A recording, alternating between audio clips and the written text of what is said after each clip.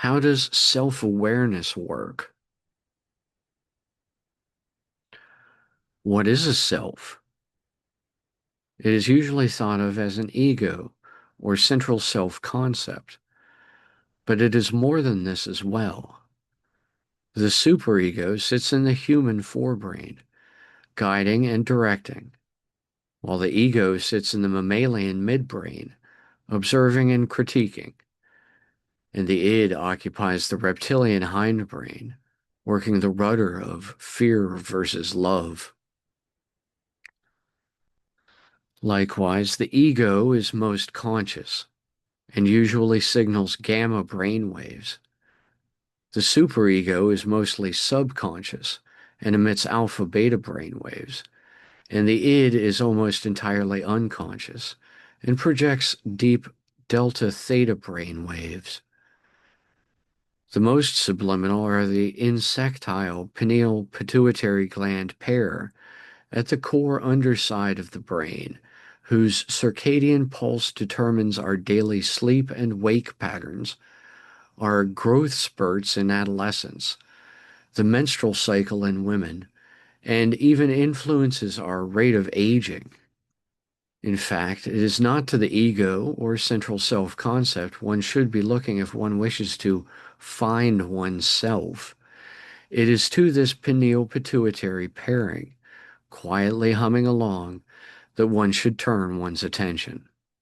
For just as the ego may identify itself as occupying a position in the central core of the midbrain, it is upon this pineal-pituitary pair that this ego sits. Thus, the pineal-pituitary pair of glands are rightly called the seat of the soul by many, and even the font of consciousness by some. It is above this pair of glands ego manifests, like a genie from inside a dusty oil lamp. But this endless, repetitive feedback loop broadcast lifelong from between these twin glands is only the tip of the rabbit hole.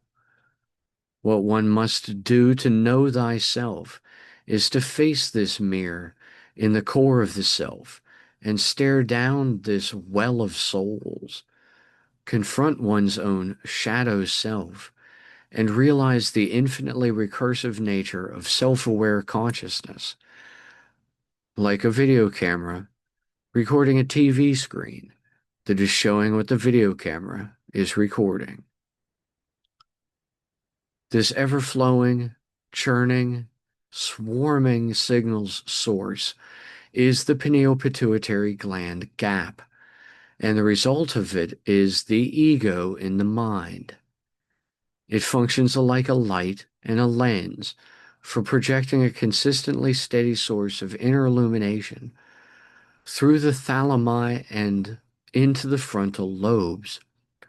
The thalami, just behind the eyes, act holographically to combine the brain's autonomic command messages with the stimulus messages sent from the body, thus allowing the ego, seated atop these glands, to combine read-only stimuli from the body with write-only command messages from the brain. The end result of combining all these parts plays out in the frontal lobes, where miniature engrams occur, neural patterns caused by electrochemical cascades. These neurotransmitter releases correspond approximately to intangible sensations of emotions, thoughts, and ideas, but more acutely to the shapes of these engram patterns in the frontal lobes of the brain.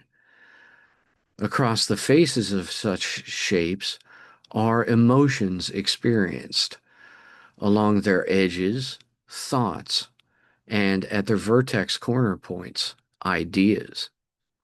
And yet all these things are still not the self, only components of the brain.